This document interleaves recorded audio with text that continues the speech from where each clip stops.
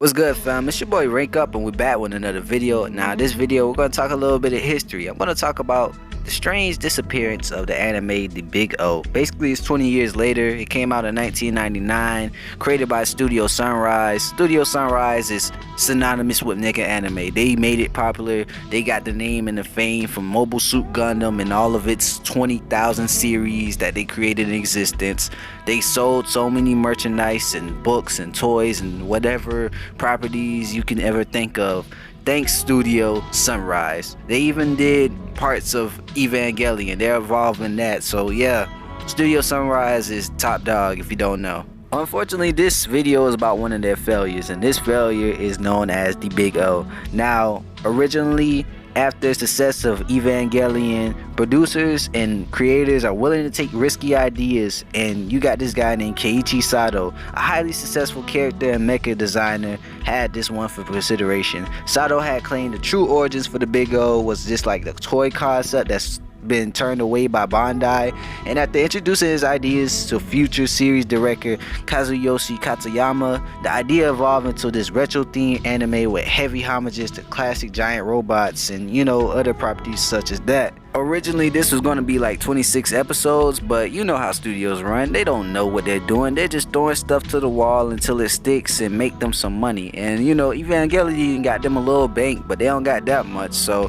they had to throw it down to at least 12, to save some time and whatnot. Alright, so this series takes heavy inspiration from spy films and detective films such as, A Man from U.N.C.L.E., Batman the animated series, believe it or not, and last but not least, the grandfather of this shit, your boy James Bond, aka the 007 guy. Alright, so our main story takes place in Paradigm City. Now, Paradigm City is the ultimate shithole. I'm talking about debris is everywhere. This whole building's still in the street. There's no infrastructure. Taxes is pretty much non-existent. Everybody's poor, and all those who are rich are just dream assholes and douchebags. Aside from being a complete shithole, another great peculiar place about Paradigm City is that an event happened 40 years ago, and it literally wiped every single member of the city's memory clean before that day. So nobody remember what happens 40 years ago. And worst part of all, nobody gives a damn except our boy Roger Smith. Now, Roger Smith is a professional negotiator, playboy, millionaire douche, but he has a heart of gold. He does civil things, I guess you could say. On and on, it's kind of hard to keep up what he does for real because he had too many career paths that he talks about. But now, more importantly, he's a detective because after this negotiation deal that just happened in the first episode, he's now hell-bent on finding out what's happening with the city, what happened 40 years ago, and really get to the bottom of things. So yeah, this first 13 episodes, the first season of the Big O, is really episodic structure in nature.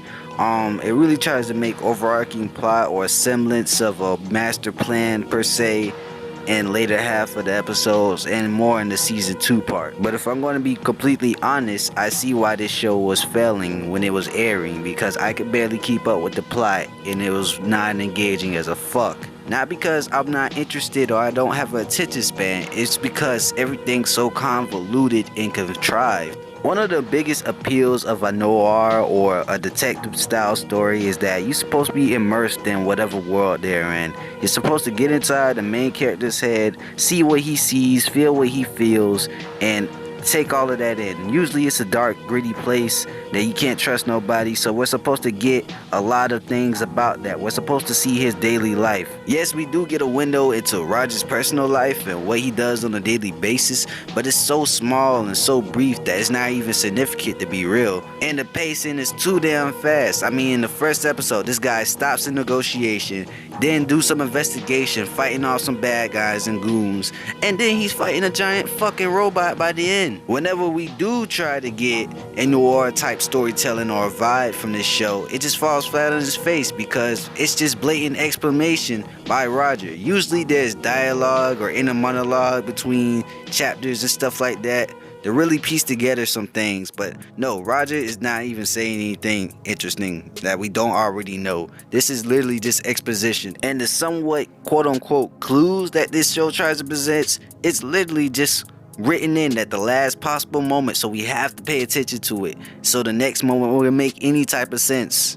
anyway, or we could probably see it already coming a mile away. So overall, the story's weak as hell.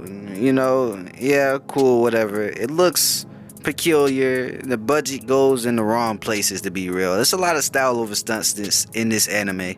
And that's the problem with a lot of Sunrise anime. I mean, that's their classic attitude of merchandise over style. You know, they have a sleek product to sell other sleek products, you know, like Gundam. Soundtrack is kind of lukewarm because they don't even use most of the tracks that you'll hear on the main, you know, OST. And on top of that, the animation is just okay. There's nothing blowing my mind with the fluidity and movements of each of these characters. But the art style, it is, you know, rather simplistic, so everybody can stay on design and on model when they're trying to make a scene. And that basically summarizes my thoughts on the Big O. Having this shit come from Studio Sunrise, I'm expecting a lot more for this, but no.